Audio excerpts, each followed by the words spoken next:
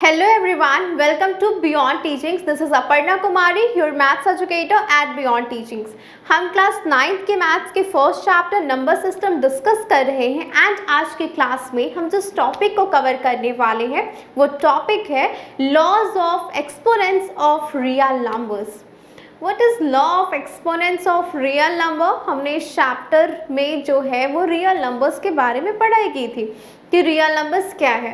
तो जो भी नंबर्स जिसमें आपके फ्रैक्शंस हो गए, आपके इंटीजर्स हो गए, मतलब पॉजिटिव नंबर्स, नेगेटिव नंबर्स, तो ये सारे कुछ जब हम रियल नंबर्स की बातें कर रहे थे, जहां हमने देखा कि रियल नंबर्स में दो नंबर्स आते हैं. कौन कौन से? एक होता है आपका rational number and the second one is your irrational number.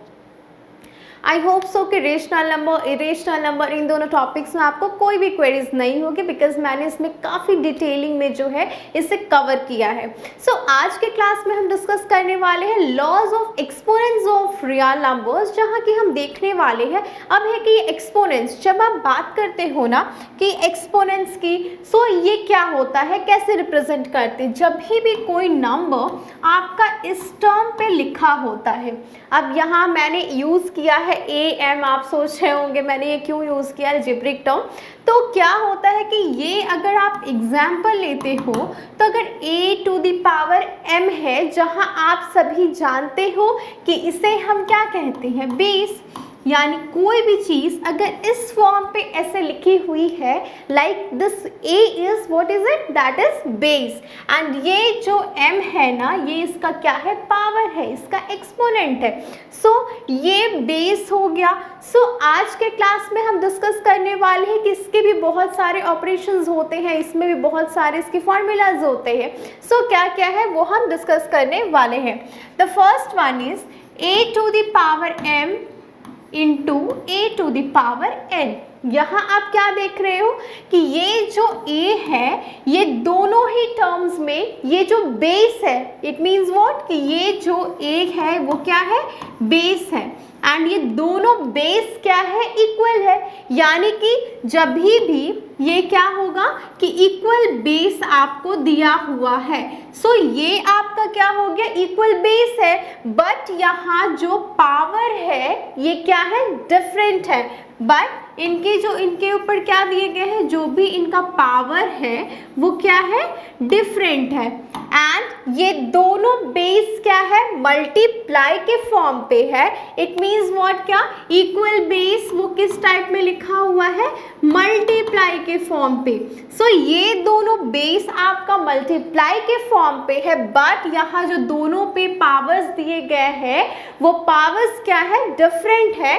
तो इस केस में क्या होता है ना कि हम बेस को एज इट इज वही रखेंगे. इट मीन्स व्हाट कि ये जो बेस है a वो आपका सेम रहेगा, बट ये दोनों पावर्स जो है वो आपस में ऐड हो जाते हैं. इट मीन्स कि यहाँ से आपका फॉर्म क्या होता है, a to the power m plus n. यानी कि दोनों बेस अगर सेम है मल्टीप्लाई के फॉर्म पे, तो यहाँ हम सिंगल बेस यूज करेंगे. एंड ये जो डिफरेंट पावर्स है एंड ये दोनों बेस सिर्फ मल्टीप्लाई के फॉर्म पे है, तो इन दोनों पावर्स को हम ऐड कर देते हैं.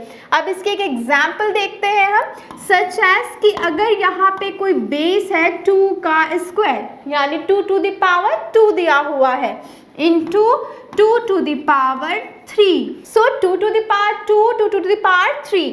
यहाँ आप देखोगे क्या, दोनों में इक्वल बेस कौन सा है, 2 है. सो यहाँ पे हमने लिख दिया क्या, बेस की जगह पे 2. एंड ये दोनों पावर्स को हम क्या करेंगे, ऐड कर देंगे. सो ये आपका बेस क्या हो गया, 2 एंड 2 प्लस 3 दैट इज 5. तो ये क्या हो गया, 2 टू द पावर 5. अब है कि जब आप इसे सॉल्व करोगे ना अलग अलग भी, तो दोनों की वैल्यूज जो होंगी वो इक्वल आती है. सच एज 2 का स्क्वायर कितना होता है, 2 का square means 2 into 2. And what is the value of 2 to the power cube, that is 2 into 2 into 2.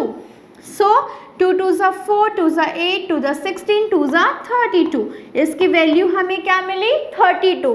वहीं जब आप 2 टू द पावर 5 सॉल्व करोगे, इट मीन्स कि 2 को हमने 5 टाइम्स लिखा एंड इसे मल्टीप्लाई किया तो हमें क्या मिला? 32। तो दोनों ही केस में देखो वैल्यूज क्या है? इक्वल मिलती है हमें, जो कि क्या है? 32 है। सो कभी भी अगर बेस सेम हो एंड बेस मल्टीप्लाई के फॉर्म पे हो, इन दोनों के पावर्स अगर डिफरेंट हो, तो वहाँ क्या होगा? बेस आपका इक्वल रहेगा, एट मीन्स कि वो सेम रहेगा एंड इन दोनों के पावर्स को हम ऐड कर देते हैं। सो अब हम चलते हैं नेक्स्ट प्रॉपर्टी पे, जो कि क्या है? सच एज कि a to the power m whole bracket n। अब है कि कोई भी अगर एल्जेब्रिक टर्म या फिर नंबर इस फॉर्म पे लिखा हुआ हो कि a to the power m है एंड इसके ब्रैकेट के बाहर में n है, सो इसे जब आप सॉल्व करते हो ना, तो ये क्या होगा? a to the power m into n।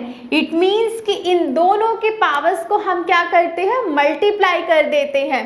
Such a example here, that is 2 to the power 3 and इसका होल ब्रैकेट पे हमने रखा है क्या? स्क्वायर। सो ये बेस हम क्या करेंगे? यहाँ पे 2 ही लिखेंगे, बट इन दोनों पावर्स को हम क्या करेंगे? मल्टीप्लाई कर देंगे। So 3 into 2 that is 2 to the power 6। तो ये हो गया आपका सेकेंड नंबर, जो कि क्या था? अगर कोई बेस हो, उस पर कोई पावर हो एंड उसके ब्रैकेट के बाहर उसका होल कोई पावर हो, तो उस केस में इनके जो पावर्स होते हैं ना, उसे हम मल्टीप्लाई कर देते हैं। The next one is that is a to the power m divided by a to the power n। अगर इन दोनों के बेस इक्वल हो, पावर्स डिफरेंट हो, एंड जब हमने देखा था क्या कि जब वो मल्टीप्लाई के फॉर्म पे थे तो हमने बेस को सेम रखा था, बट उनके पावर्स को हमने ऐड कर दिया था। बट यहाँ आप देख रहे हो कि बेस तो सेम है, इनके पावर्स भी डिफरेंट है, बट इस केस में क्या है? यहाँ पे डिवीजन है, दैट मीन्स क्या? डिवाइड किया गया है। सो इस केस में क्या होगा कि ये जो पावर रहेगा, यानी ये जो बेस है आपका, बेस जो है वो हमेशा सेम a लिखेंगे, बट ये दोनों पावर्स आप देख रहे हो डिफरेंट है एंड डिवीजन के फॉर्म पे है, दैट्स व्हाई ये पावर्स क्या होंगे? सब्ट्रैक्ट होते हैं। सो इसका फॉर्मूला क्या हो गया कि जब भी आपके बेसेस सेम होंगे, पावर्स डिफरेंट होंगे, बट ये दोनों बेस जो होंगे अगर वो डिवीजन के फॉर्म पे है, तो बेस आपका वही सेम रहेगा, बट इनके पावर्स क्या होंगे? सब्ट्रैक्ट होंगे। अगर हम इस पे कोई एग्जाम्पल देखें, सच एज कि 5 का power 3 divided by 5 to the power 1। So यहाँ में आप देख रहे हो दोनों के बेस सेम है, सो हम यहाँ क्या रखें? 5। यहाँ डिवीजन की साइन है, सो यहाँ में पावर्स क्या होंगे? सब्ट्रैक्ट होंगे। सो इसका आंसर क्या हो गया? 5 to the power 2। So that is the answer of this question. Next one is एक और एग्जाम्पल हम देखते हैं, such as 7 to the power 6 divided by 7 to the power 8। अब है कि दोनों के बेस क्या है? इक्वल है, 7 है।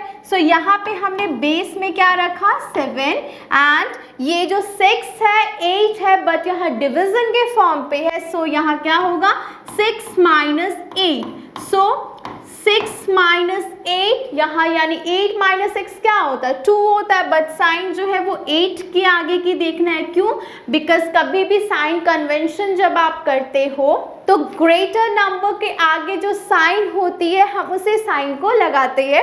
सो यहाँ 8 के आगे साइन है माइनस की, सो आंसर क्या हो गया? 7 to the power -2। I hope so कि आपको ये दोनों अच्छी तरह से क्लियर हो गए होंगे।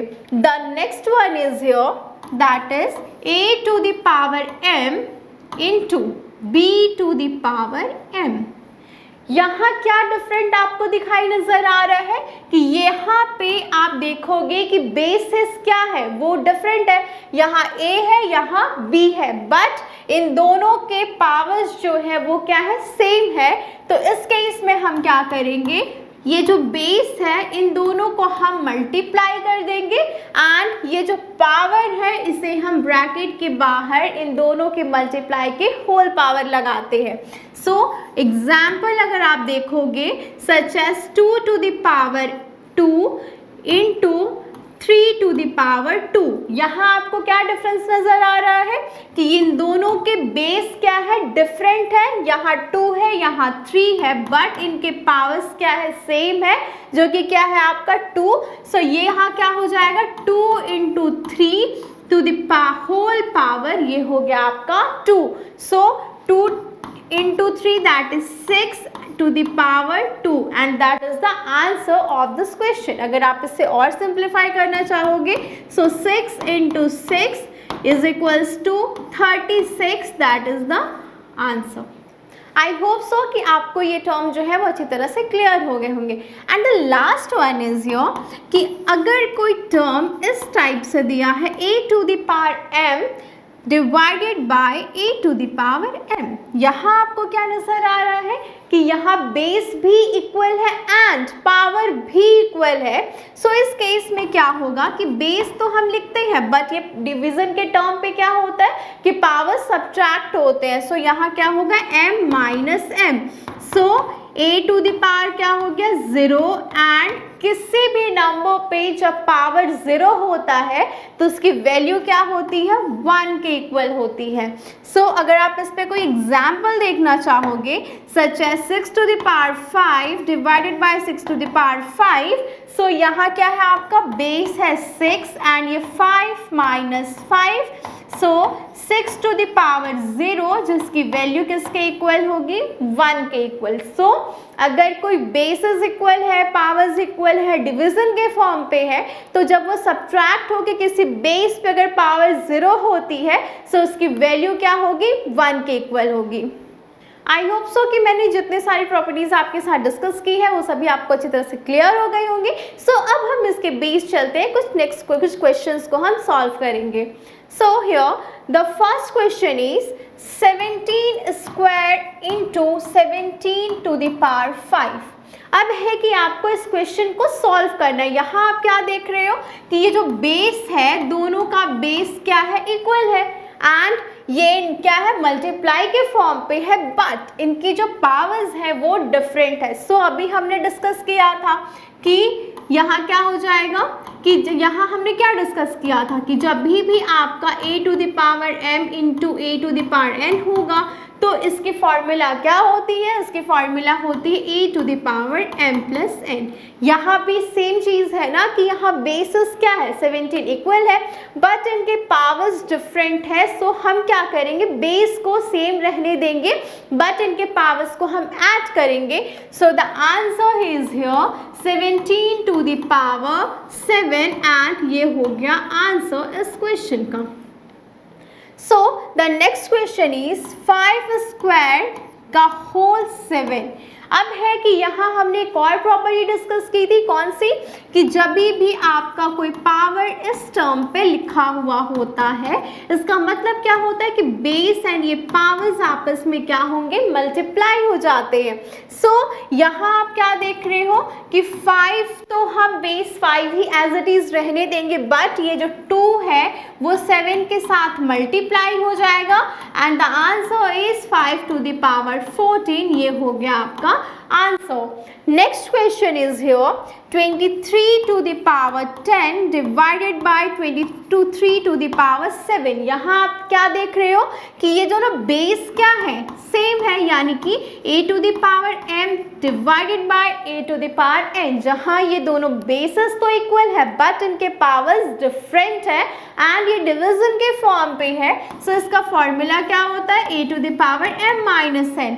सो हियर क्या हो जाएगा कि 23 to the power 10 minus 7 and तो इसकी वैल्यू क्या मिली हमें 23 to the power 3 एंड ये हो गया इसका आंसर। क्यों? बिकॉज डिवीजन के टर्म पे क्या होते हैं पावर्स को हम सब्ट्रैक्ट करते हैं बट केसेस क्या होनी चाहिए कि आपका बेस इक्वल होना चाहिए एंड उनके पावर्स डिफरेंट होनी चाहिए। And the last question is here 7 cube minus 9 to the into 9 to the power 3। यहाँ हमने एक और प्रॉपर्टी डिस्कस की थी कि a to the power m into b to the power m, जहाँ बेसिस क्या होते थे, डिफरेंट होते थे बट इनके पावर्स इक्वल होते हैं। सो इस केस में क्या होता है कि ये दोनों बेसिस को हम मल्टीप्लाई कर देते हैं एंड इनका पावर्स को हम होल में लगते हैं। सो यहाँ क्या हो जाएगा, 7 into 9 to the whole power, that is 3. So 9 7s are 63 to the power 3 और ये हो गया आपका आंसर। आई होप सो कि ये सारे क्वेश्चंस आपको अच्छी तरह से क्लियर हो गए होंगे। सो अब हम चलते हैं अपने नेक्स्ट क्वेश्चन की तरफ। So the next question is 2 to the power 2 by 3 into 2 to the power 1 by 3। यहाँ भी आप क्या देख रहे हो कि बेसिस इक्वल है, इट मीन्स कि a to the power m into e to the power n। इस फॉर्मूला को हम अप्लाई करेंगे, क्यों? बिकॉज बेसिस इक्वल है एंड इनके पावर्स डिफरेंट है, सो ये मल्टीप्लाई के फॉर्म पे है। सो इसका फॉर्मूला क्या होगा, a to the power m plus n। सो जब आप इसे सॉल्व करोगे तो ये बेस क्या है 2 एंड ये दोनों पावर्स को हम क्या करेंगे, ऐड कर देंगे। सो 2 by 3 प्लस 1 by 3। सो यहाँ से हमें वैल्यू क्या मिलेगी, 2, ये 3, सो 3 कट हो गया। सो इसकी वैल्यू हो गई 2 to the power 1 and 2 is the answer of this question। And the next question is 3 to the power 1 by 5 whole 4। सो जब भी कोई टर्म अगर इस टर्म पे दिया है, इट मीन्स क्या, a to the power m, bracket के बाहर आप होल n लिख रहे हो। सो यहाँ क्या होगा, बेस तो आपका रहेगा ही। सो ये दोनों नंबर्स क्या होंगे, पावर्स आपस में मल्टीप्लाई हो जाएंगे। सो इनकी वैल्यू हमें क्या मिलेगी, 3 1 by 5 into 4। सो ये दोनों पावर्स क्या होंगे, मल्टीप्लाई होंगे। सो आंसर आपको क्या मिला, 3 whole 4 by 5 और ये हो गया आपका आंसर इस क्वेश्चन का। The next question is here 7 whole 1 by 5 divided by 7 whole 1 by 3। यहाँ क्या है, बेसेस आपके इक्वल है, सो पावर्स क्या है, डिफरेंट है एंड ये डिवीजन के फॉर्म पे है। सो यहाँ कौन से फॉर्मूला अप्लाई होगी, a to the power m minus n and a आपका, इट मीन्स कि बेस की वैल्यू क्या है, सो हमें बेस दिया गया है कितना, 7 एंड इनकी जो पावर्स है वो डिवीजन में है। सो हम क्या करेंगे, इन दोनों पावर्स को सब्ट्रैक्ट करेंगे, 1 by 5 माइनस 1 by 3। जब आप इन फ्रैक्शन को सब्ट्रैक्ट करते हो तो हम यहाँ से क्या करेंगे, इसकी एलसीएम लेंगे। सो 3 माइनस 5 एंड यहाँ हो गया आपका -2 by 50 एंड ये हो गया आपका आंसर इस क्वेश्चन का। So the last question is your 13 whole 1 by 5 into 17 whole 1 by 5। I hope so कि आपको इसका भी आंसर पता होगा एंड सॉल्यूशन भी कि इसे किस तरह से सॉल्व करना है। सो यहाँ पे क्या है, डिफरेंट बेसिस है जो कि मल्टीप्लाई के फॉर्म पे है, बट यहाँ इन दोनों के पावर्स क्या है, डिफरेंट है। जहाँ सेम है। सो अगर वो सेम है तो क्या होगा कि ये दोनों नंबर्स को हम मल्टीप्लाई कर देंगे एंड ये जो सेम पावर है ना, जो इन दोनों डिफरेंट बेसिस पे है, सो इन दोनों को हम क्या करेंगे, होल पावर्स बना देंगे। सो ये बेस आपको क्वेश्चन में क्या दिया हुआ है, 13 एंड 17, जो कि हमने इसे क्या करना है, मल्टीप्लाई कर देना है एंड यहाँ पावर जो कि आपका कॉमन पावर है, जो कि क्या है 1 by 5। सो जब आप इसे सॉल्व करोगे, यानी 13 into 17 करते हो, सो 221 to the whole power 1 by 5, ये हो गया आपका आंसर। आई होप सो कि आज के क्लास में मैंने जितने भी क्वेश्चन डिस्कस किए हैं वो सभी आपको अच्छी तरह से क्लियर हो गए होंगे। सो नेक्स्ट क्लास में हम आगे के जितने भी क्वेश्चंस हैं उसे हम डिस्कस करने वाले हैं। Thank you and have a nice day.